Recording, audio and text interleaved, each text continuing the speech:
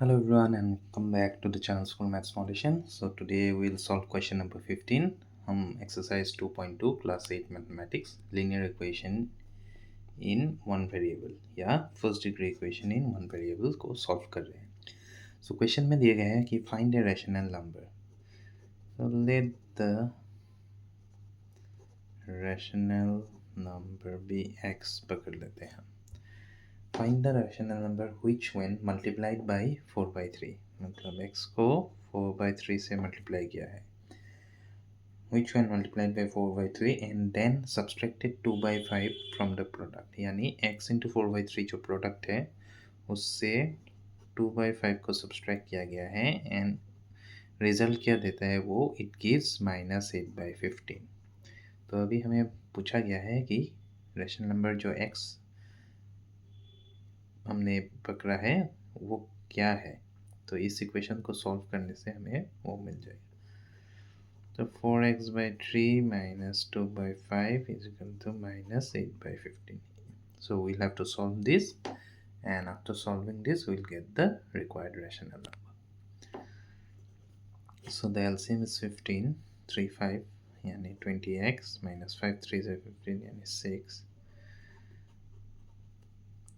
या 20x minus 6 इसको cross multiply करने से क्या होगा 15 कैंसिल हो जाएगा. इस साइड रहेगा -8. 15 को हमने ऊपर ले गया तो डिवाइड था मल्टीप्लाई हो गया. 6 minus 8 x is equal to -2/20. Multiply था तो यहाँ पे क्रॉस मल्टीप्लाई डिवाइड हो गया. So answer will be -1/10. So this is the required rational number. Okay, let's move to question number 16. Question number 16 में आपको पूछा गया है कि to buses which are at a distance of 575 kilometre यानी अगर ए को एक बस पकड़ते हैं एंड बी को एक बस पकड़ते हैं तो ये डिस्टेंस है 575 किलोमीटर. अब क्वेश्चन में दिया गया है कि speed of one bus they are moving towards each other यानी दोनों एक दूसरे के तरफ मूव कर रहे हैं. So one is moving at 60 km per hour and another is moving at 50 km per hour. So अभी एक बात आप याद रखिए कि जब भी when we move in opposite direction then speed is the sum of these two. Total speed will become s1 plus s2 क्योंकि हम पूरा डिस्टेंस कवर नहीं करेंगे. ये भी आ रहा है 60 किलोमीटर स्पीड से, ये भी आ रहा है 55 से.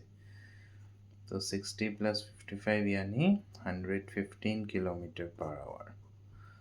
तो जनरली दिस क्वेश्चन इज ये आपके साइंस के फिजिक्स पोर्शन में रहते हैं स्पीड चैप्टर में.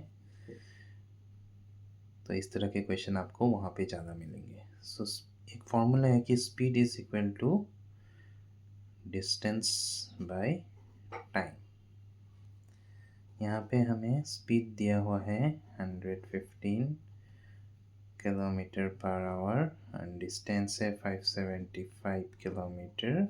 टाइम हमें निकालना है कि at what time they will meet. So cross multiply करने से t will become 575 kilometre by 115 kilometre per our.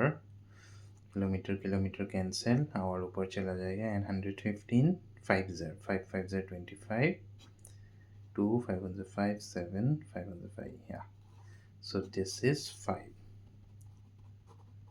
So they will meet after 5 hours. So ये आपका सॉल्यूशन हो गया.